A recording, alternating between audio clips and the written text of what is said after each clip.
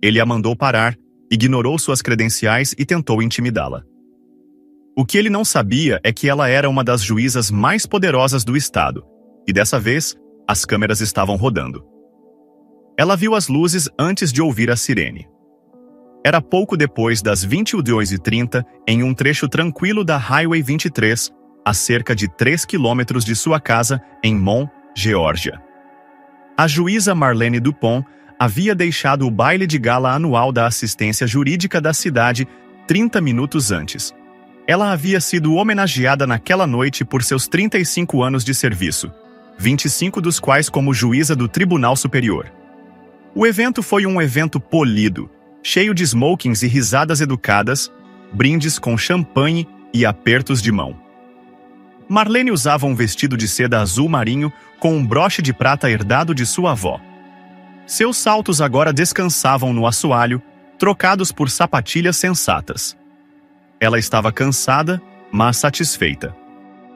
Por isso, quando as luzes do retrovisor se acenderam em vermelho e azul, seu coração não deu um salto, apenas vibrou um pouco, como o de qualquer pessoa. Ela fez sinal, parou no acostamento e acendeu a luz da cabine. Em seguida, pegou a carteira de motorista e o registro. Sua identificação judicial estava aberta no banco ao lado dela, como sempre. Ela manteve as mãos no volante e esperou. Segundos depois, uma batida forte na janela quebrou o silêncio. Ela se virou e o viu. Na casa dos 40 anos, pele clara, cabelos loiros bem cortados, alto e rígido. Seu cinto parecia carregar mais equipamentos do que o necessário. Ele não se inclinava nem falava baixinho.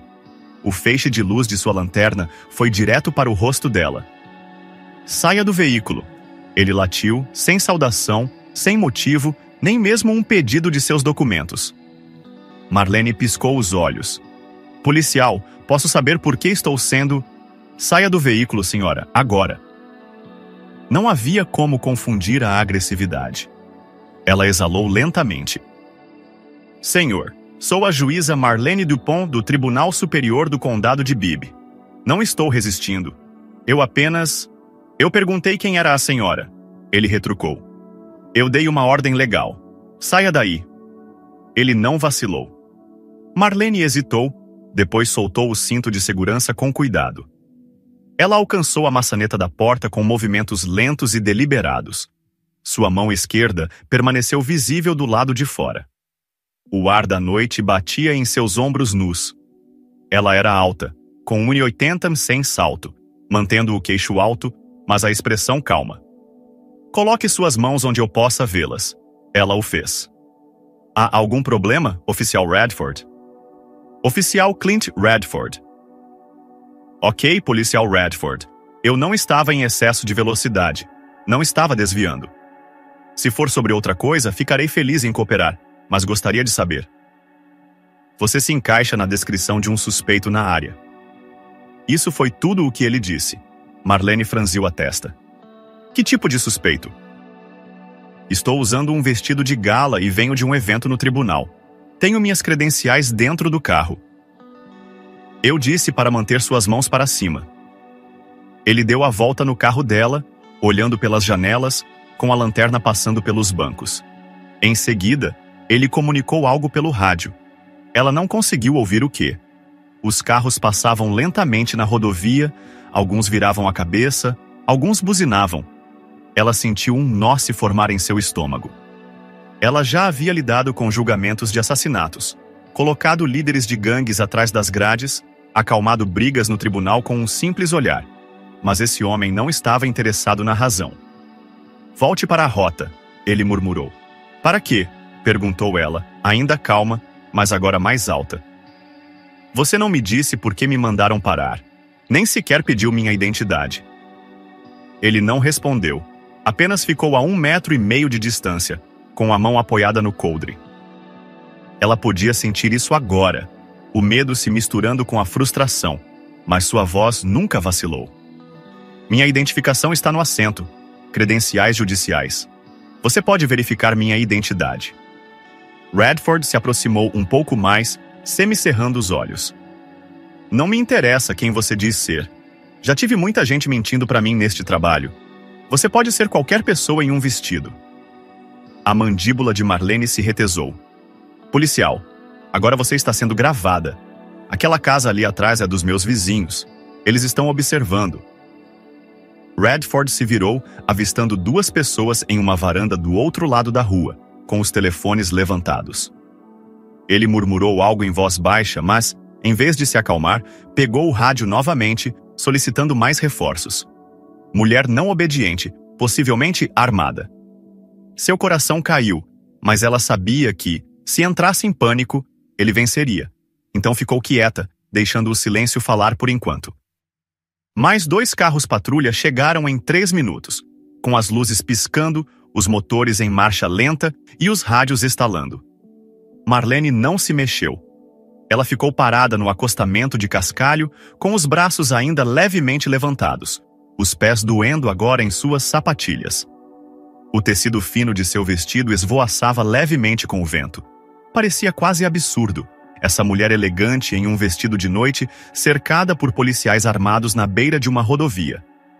Um dos recém-chegados, um policial mais jovem com rosto redondo e energia nervosa, se aproximou primeiro. Ele deu uma olhada para Radford e depois para Marlene. "O que está acontecendo aqui?" perguntou ele, mantendo a voz baixa. Ela se recusou a obedecer. Respondeu Radford com firmeza. "Alega que é uma juíza. Não acredito nisso." Ela disse. "Cheque, que um juiz do condado de Bibb diz que ela estava em um baile de gala." O jovem policial se voltou para Marlene. "Senhora, a senhora tem uma identificação?" "Está no banco do meu carro." "Minha identificação judicial pode ser vista pela janela." A terceira policial, uma mulher alta com cabelos castanhos escuros bem presos, estava quieta até agora. Ela se aproximou e olhou pela janela do passageiro. "Sim, é uma identificação do Tribunal Superior", confirmou. "O nome coincide com o registro do carro." Radford não pareceu incomodado. "Qualquer um pode imprimir um crachá falso. Não prova nada." A policial levantou uma sobrancelha, mas não disse nada. Marlene respirou lentamente. "Oficial Radford, eu cumpri todas as instruções. Não fiz nenhum movimento brusco. Eu o informei sobre minha identidade. Neste momento, seu comportamento é agressivo e sem causa clara." Os olhos de Radford se estreitaram. "Você não tem o direito de decidir como faço meu trabalho." A tensão era grande. Do outro lado da rua, mais vizinhos tinham vindo para fora. 3 pessoas ficaram atrás de uma pequena cerca de metal, com os telefones ainda ligados, registrando cada segundo. Um homem com capuz cinza gritou. "Ela é uma juíza, cara. O que vocês estão fazendo?" Radford se virou para a voz. "Afastem-se." Mas os gritos não pararam. Outra mulher, mais ou menos da idade de Marlene, gritou. "Essa é a juíza Dupont. Todo mundo aqui a conhece." Mesmo assim, Radford manteve sua posição. Sua mão direita pairou muito perto do coldre novamente. A voz de Marlene permaneceu calma. "Não sou uma ameaça. Não estou armada. Não há nenhuma razão legal para esse nível de força." O jovem policial parecia indeciso. Ele se afastou alguns metros e começou a murmurar em seu rádio. Enquanto isso, Radford se aproximou novamente. "Você acha que é melhor do que todo mundo só porque está sentado em uma cadeira elegante em um tribunal?" Marlene o olhou diretamente nos olhos. "Não, mas eu conheço a lei. E não é assim que ela deve funcionar." Radford sorriu. "Vocês sempre se acham especiais." As palavras caíram como um tapa. Não apenas por causa do que ele disse, mas pela facilidade com que foram ditas. Marlene não se encolheu, mas viu a oficial desviar o olhar com a mandíbula cerrada. Radford continuou. "Você acha que exibir um distintivo significa que pode ignorar ordens? Hoje não." Ela respondeu calma, mas claramente. "Eu nunca ignorei sua ordem. Eu fiz uma pergunta. Isso não é a mesma coisa." O rádio de outro policial tocou alto. O jovem voltou para o grupo. "O supervisor está a caminho. Deve chegar a qualquer momento." Radford balançou a cabeça. "Não preciso de um supervisor para lidar com isso." "Sim, você precisa", interrompeu a policial por fim. Sua voz era firme, mas havia algo por trás dela, um limite. Temos uma identificação judicial, um veículo registrado, nenhum sinal de ameaça, e você chamou reforços 2 vezes. O protocolo diz que devemos esperar por um supervisor quando a identidade é contestada, especialmente com alguém que ocupa um cargo. Radford a encarou por um segundo. Ninguém disse nada. Marlene ficou perfeitamente imóvel, não mais por medo, mas por propósito. E quando os próximos faróis surgiram na colina, ficou claro que mais alguém havia chegado para ver o que o policial Clint Radford estava tentando esconder com tanto afinco. Mas o verdadeiro estrago já havia começado, porque uma vez que uma palavra sai de sua boca, você não pode voltar atrás. O utilitário esportivo do supervisor chegou rápido, mas silencioso, com os faróis varrendo a cena antes de parar atrás das outras unidades. Saiu o capitão Richard May, um homem atarracado de 50 e poucos anos, com suspensórios escuros mal escondidos sob a camisa do uniforme. Ele não era chamativo ou barulhento, mas todos os policiais naquela estrada se endireitaram um pouco mais quando ele chegou. Ele caminhou em direção ao grupo, dando uma olhada rápida entre os policiais e depois para Marlene. "Boa noite", disse ele, com um tom suave. "Alguém quer me dizer por que temos 3 unidades em uma parada de trânsito com um juiz do Tribunal Superior em um vestido de noite?" Radford falou primeiro. Ela não estava cooperando, correspondia a uma descrição anterior, e não obedeceu aos meus comandos. Mace voltou para Marlene. "Senhora, eu sou o capitão Mace. A senhora está bem?" "Estou com frio, cansada e com raiva", disse Marlene sem levantar a voz. "Fui parada sem motivo claro. Não me pediram identificação, mandaram que eu saísse do carro e me cercaram. Minhas credenciais estavam visíveis desde o início." May olhou para a policial. "Ela tem o crachá e o registro no banco do passageiro. Tudo está certo. Nenhuma infração de trânsito foi registrada", respondeu a policial. Mace voltou para Radford. "Qual é o verdadeiro problema aqui, Clint?" Radford não respondeu de imediato. Seu rosto estava tenso, com a mandíbula cerrada. "Ela não obedeceu quando eu lhe disse para sair", murmurou ele. "Você não pediu a licença dela primeiro?" Os olhos de May se estreitaram. "E a que descrição você está se referindo?" Radford se mexeu em seus pés. "Mulher negra em um veículo escuro. Foi o que a central disse." May suspirou e esfregou a têmpora. "Essa é sua causa provável? Isso na rodovia 23 às 20h30? Você sabe a quantas pessoas isso poderia se aplicar?" Radford não disse nada. A essa altura, meia dúzia de vizinhos estava perto de suas cercas. Alguns estavam narrando em silêncio em seus telefones. Um deles, um adolescente com uma mão firme, estava transmitindo ao vivo todo o incidente. May olhou de volta para Marlene. "Juíza Dupont, peço desculpas sinceras. Eu a acompanharei pessoalmente até sua casa se quiser." Ela balançou a cabeça. "Isso não é necessário. Eu moro a menos de 3 quilômetros daqui, mas essa situação não acabou só porque você chegou." "Eu entendo", disse May, mas então, como se estivesse determinado a incendiar a última ponte de pé, Radford deixou escapar. "Ela provavelmente está fazendo isso só para parecer uma vítima. Essas pessoas adoram gritar lobo." Um silêncio mortal caiu. May se virou. "O que você acabou de dizer?" Radford manteve sua posição. "Já vi essa cartilha antes. Fingir ser uma vítima, deixar todo mundo irritado e pintar o policial como o vilão." "Clint, pare!" advertiu a policial, mas já era tarde demais. Marlene se virou para o capitão May. "Você o ouviu. Ele não é apenas tendencioso, ele é perigoso." May assentiu com a cabeça, com os olhos fixos em Radford. "Desligue seu rádio. Entregue seu distintivo e sua arma. Você está em licença administrativa com efeito imediato. O Departamento de Assuntos Internos entrará em contato com você pela manhã." Radford riu, curto e amargo. "Inacreditável." "Por causa disso?" "Por causa disso", repetiu May. "Você está acabado por hoje, vá para casa." Radford parecia querer discutir, mas não o fez. Ele saiu em direção à sua viatura, murmurando baixinho. A multidão do outro lado da rua bateu palmas uma vez e depois mais alto. Um vizinho gritou: "Já era hora!" Marlene não se moveu. Suas mãos estavam agora ao lado do corpo. O ar estava mais frio do que antes. A policial se aproximou gentilmente. "Juíza, eu realmente sinto muito. Você lidou com isso com mais paciência do que eu teria." Marlene fez um meio aceno de cabeça.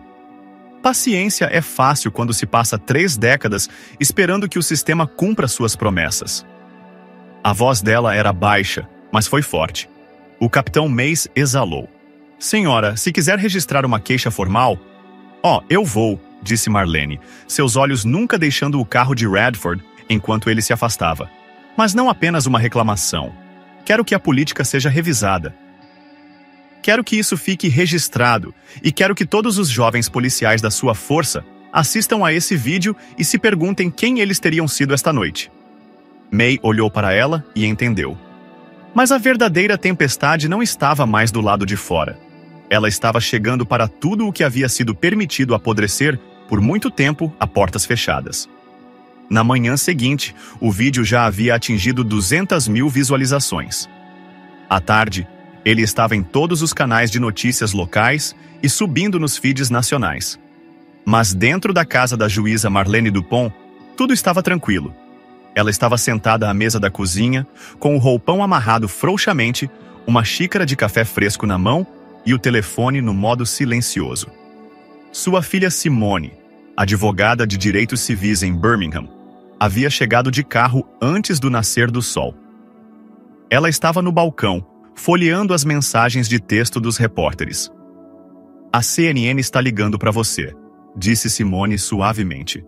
"Você quer..." "Não." Marlene não olhou para cima.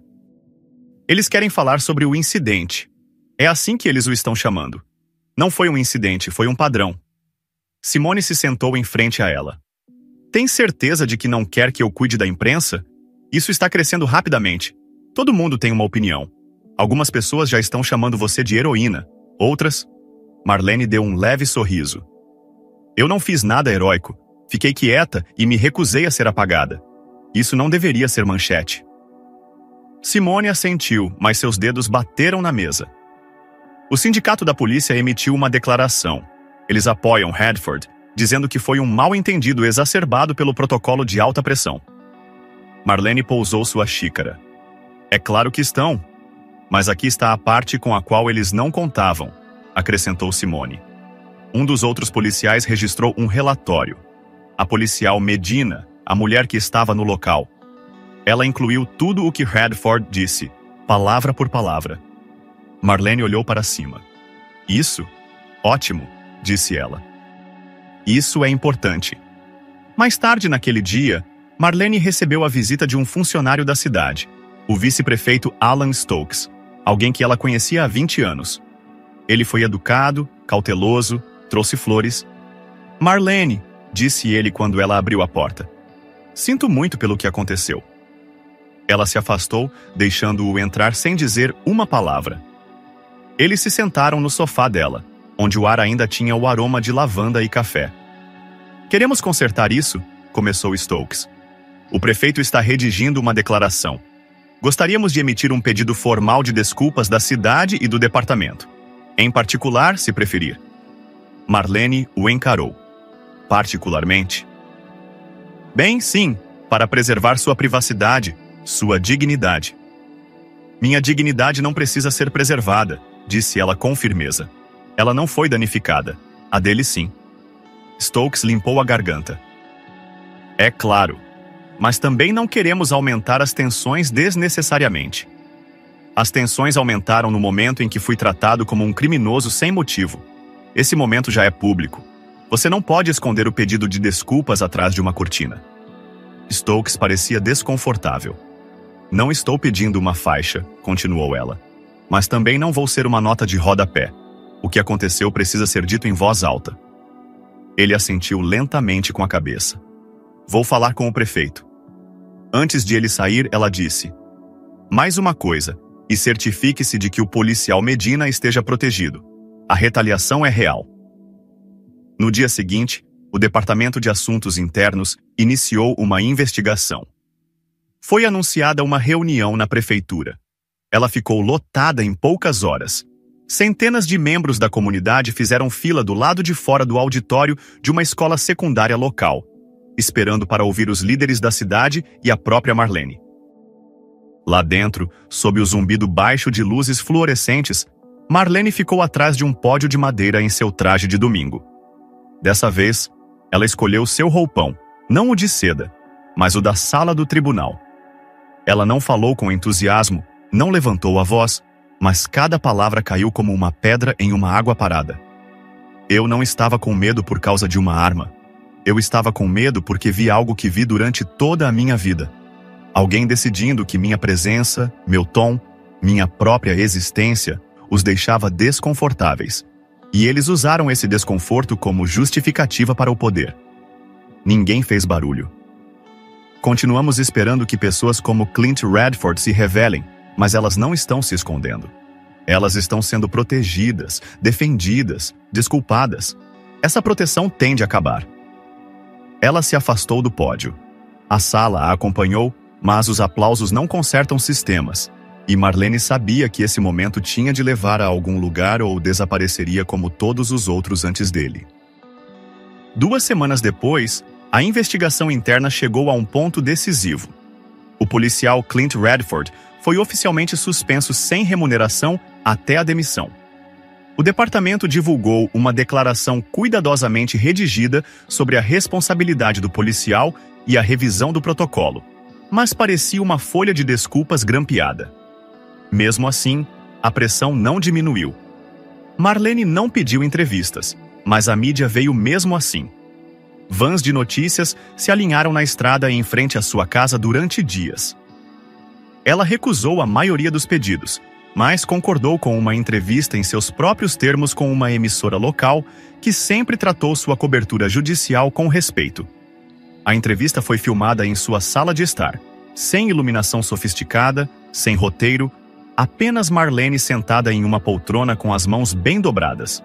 O repórter lhe perguntou o que ela queria que as pessoas tirassem de tudo isso. Não preciso que as pessoas fiquem indignadas, disse Marlene. Isso é muito quente e desaparece rapidamente. Preciso que elas se lembrem de que a lei nem sempre é justa, e as pessoas encarregadas de aplicá-la nem sempre são justas. O que aconteceu comigo poderia ter tido um desfecho muito diferente se eu não fosse juíza ou se aquele vizinho não tivesse gravado. O clipe se tornou viral novamente. Ao mesmo tempo, o sindicato do departamento realizou uma coletiva de imprensa. Eles pintaram Radford como um policial veterano sob pressão em um clima de hostilidade pública em relação à aplicação da lei. Culparam a mídia social, culparam a ótica.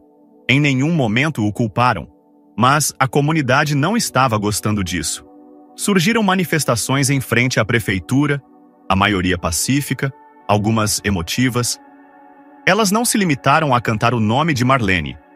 Exigiram a reforma das câmeras corporais, avaliações de saúde mental para os novos policiais e treinamento contínuo sobre preconceito que não fosse apenas uma caixa a ser marcada. Então veio a reviravolta que ninguém esperava. Um vazamento anônimo de dentro do departamento revelou que o policial Radford tinha 3 queixas anteriores contra ele por uso de força excessiva, nenhuma das quais havia chegado ao público. 2 delas foram resolvidas de forma discreta, e uma foi arquivada internamente. Todas elas envolviam motoristas negros. A cidade se mobilizou. O prefeito convocou uma coletiva de imprensa para tratar de questões de transparência, mas a essa altura, o dano não era apenas de reputação, era institucional. Enquanto isso, Radford tomou sua própria atitude. Ele participou de um podcast apresentado por um ex-xerife de direita. O episódio foi intitulado Targeted, a verdadeira história de um policial inocente difamado pela cultura da esquerda. Nele, ele afirmou que Marlene havia sido hostil desde o início e a acusou de usar a carta racial para se fazer passar por vítima. Eu não fiz nada de errado, disse ele, com a voz embargada pelo ressentimento. Ela queria fazer de mim um exemplo e eu perdi tudo. A reação do público foi dura. Alguns o chamaram de bode expiatório, outros disseram que ele finalmente se expôs. Marlene não respondeu ao podcast. Ela não precisava. A comunidade estava falando por ela agora. Apareceram cartazes nos gramados das igrejas e nas placas da comunidade. Apoie o juiz Dupont. Um artista local pintou o retrato dela na lateral do prédio de uma biblioteca ao lado das palavras Grace is Power. Graça é poder. Contida. Em uma manhã de domingo, quando ela entrava em seu culto regular na igreja, um menino puxou a manga de seu casaco e perguntou: "Você é a senhora que ficou quieta e não deixou o homem mau assustá-la?" Ela sorriu gentilmente. Mais ou menos isso. Mesmo assim, apesar de todo o apoio, ela não conseguia dormir à noite, ainda não. Algumas noites, ela se sentava na varanda com Simone, conversando sobre tudo, menos sobre o incidente. O cheiro da grama cortada, o som das cigarras, o zumbido do tráfego à distância. Isso ajudava, mas a cura era lenta. E Marlene sabia que a parte mais difícil ainda nem havia começado, porque o interesse do público desaparece, as hashtags desaparecem, mas as leis, a cultura dentro dos muros do poder, isso é o que permanece se ninguém resistir. Mas ela ainda não havia terminado de pressionar, e a verdade também não. Um mês depois, o relatório de assuntos internos foi divulgado. Ele foi direto. O policial Clint Radford havia violado vários protocolos do departamento, incluindo a não observância dos procedimentos de identificação, escalonamento inadequado e uso de linguagem considerada indicativa de preconceito pessoal. O departamento não teve escolha. Radford foi oficialmente demitido. Mas o que pegou a maioria das pessoas desprevenidas não foi sua demissão, foi a ação judicial que se seguiu. O Conselho de Revisão Civil da cidade recomendou que o promotor público abrisse uma investigação para saber se as ações de Radford haviam violado os direitos civis de Marlene, de acordo com as leis estaduais e federais. Pela primeira vez em décadas, um ex-oficial do Departamento de Polícia de Macon enfrentou a possibilidade de ser processado. A sala do tribunal não era desconhecida para Marlene, mas agora ela estava sentada do outro lado, não no banco, nem mesmo como autora da ação, apenas presente, observando. Ela assistiu às audiências em silêncio, sentada na segunda fileira com Simone ao seu lado. A juíza que presidia o caso, uma colega de longa data chamada Helen Moss, a cumprimentou apenas uma vez com um aceno de respeito que dizia mais do que as palavras poderiam dizer. Durante a audiência, Radford sentou-se à mesa da defesa, ladeado por 2 advogados. Ele parecia menor do que antes, não fisicamente, apenas reduzido, sem distintivo, sem peso por trás de suas palavras, apenas mais um homem preso em uma tempestade criada por ele mesmo. Sua equipe de defesa argumentou que ele agiu dentro dos limites do julgamento profissional e alegou que Marlene havia usado seu status para manipular a situação. A sala do tribunal ficou em silêncio, exceto pelo som da caneta de Simone fazendo anotações. Em seguida, veio o testemunho da policial Medina. Ela não vacilou. Descreveu o tom de Radford, sua linguagem, sua recusa em diminuir a tensão. Ela repetiu o que ele havia dito sobre Marlene fingir ser uma vítima e vocês sem hesitar. Quando ela terminou, a sala parecia mais pesada. Mais tarde, naquela noite, Marlene se sentou sozinha em seu escritório, com os eventos do dia sendo repassados em sua mente. Ela não estava interessada em vingança, nunca esteve. O que importava agora era estabelecer um precedente. A cidade tinha que ver que a posição hierárquica não justificava o abuso, que um distintivo não apagava a responsabilidade, que o que aconteceu na beira da estrada não era apenas sobre ela, mas sobre todas as pessoas que não tinham credenciais, câmeras ou vizinhos observando. Algumas semanas depois, o promotor público anunciou que estava avançando com acusações de contravenção, má conduta oficial e violação de direitos civis. Não era um crime, não significava pena de prisão, mas ficaria registrado para sempre. A comunidade jurídica prestou atenção. Painéis foram formados, políticas foram reescritas. O departamento introduziu um novo sistema de rastreamento em tempo real das reclamações dos policiais. Um sistema que não poderia mais ser silenciosamente enterrado. Ainda assim, houve críticas. Sempre há. Alguns disseram que não era o suficiente, outros disseram que era demais. Alguns afirmaram que Marlene havia transformado seu status em uma arma. Um âncora de notícias da TV a cabo se referiu a ela como uma ativista em trajes. Ela não respondeu. Em vez disso, voltou ao trabalho.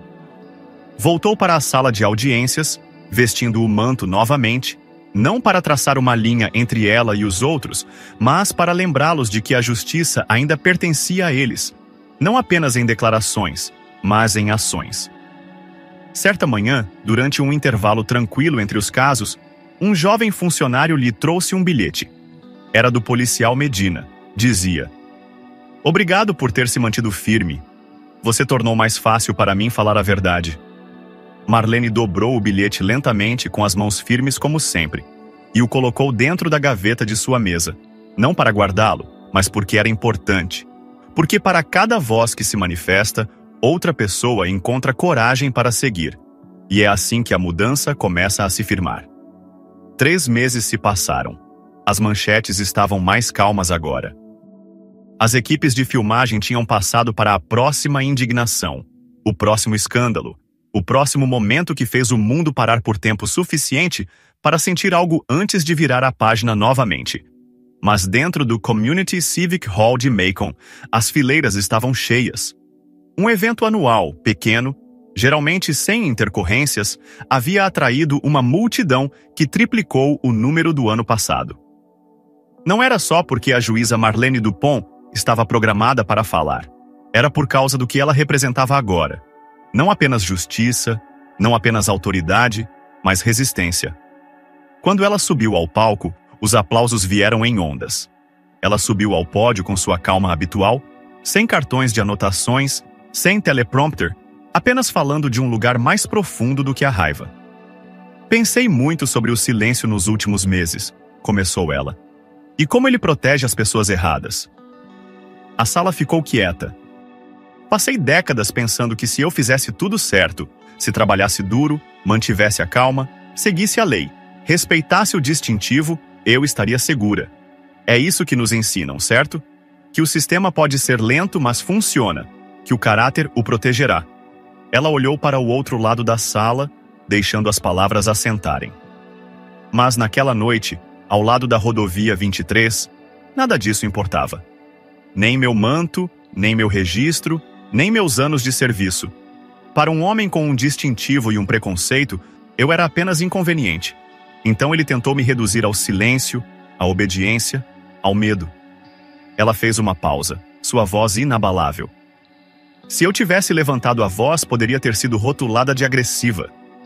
Se eu tivesse ficado em meu carro, poderia ter sido chamada de não obediente. Se eu tivesse pegado minhas credenciais da maneira errada, talvez não estivesse aqui agora. Um murmúrio silencioso percorreu a sala. "Mas estou aqui, e não estou aqui para ser aplaudido. Estou aqui para lhes dizer algo que, no fundo, vocês já sabem. A justiça não vive na sala do tribunal. Ela vive no que toleramos fora dela." Ela se afastou do microfone por um momento, deixando que o silêncio carregasse o peso. Em seguida disse: "Não precisamos de mais indignação. Precisamos de mais coragem. A coragem de denunciar, de intervir, de falar quando o silêncio parece mais seguro." As pessoas na multidão acenaram lentamente com a cabeça. Alguns enxugaram os olhos. A policial Medina não levantou a voz, mas sua verdade moveu montanhas. Meu vizinho não impediu a prisão, mas seu vídeo tornou a mentira impossível de ser defendida. A mudança nem sempre é barulhenta. Às vezes, ela simplesmente se recusa a se sentar. Uma pausa. E é isso que continuarei fazendo no meu tribunal, na minha comunidade e nos momentos em que ninguém estiver olhando, porque é aí que a verdadeira história começa. Ela se afastou do pódio, sem grandes gestos, apenas uma caminhada lenta para fora do palco enquanto a multidão se levantava. Do lado de fora, um grupo de estudantes do ensino médio esperava para falar com ela. Uma garota, talvez com 16 anos, perguntou suavemente: Juíza Dupont, como a senhora mantém a calma quando parece que ninguém a vê? Marlene se agachou um pouco para que elas ficassem frente a frente. Eles não precisam vê-lo para sentir você. Toda vez que você diz a verdade, mesmo que sua voz trema, você deixa uma marca. Nunca se esqueça disso. Esse momento, como tantos outros ultimamente, não foi capturado pela câmera, mas foi importante. E era assim que Marlene vivia agora. Não para o barulho, mas para o depois. A parte em que as câmeras vão para casa e o trabalho começa. Ela não estava tentando ser um símbolo, estava apenas tentando manter a porta aberta um pouco mais para a próxima mulher, a próxima garota, a próxima voz que não seria ignorada. Se essa história o comoveu, lembre-se disso. O silêncio não protege ninguém. Fale quando for importante. Compartilhe esta história. Inscreva-se no canal e vamos manter essas conversas vivas, porque o mundo não muda por acaso.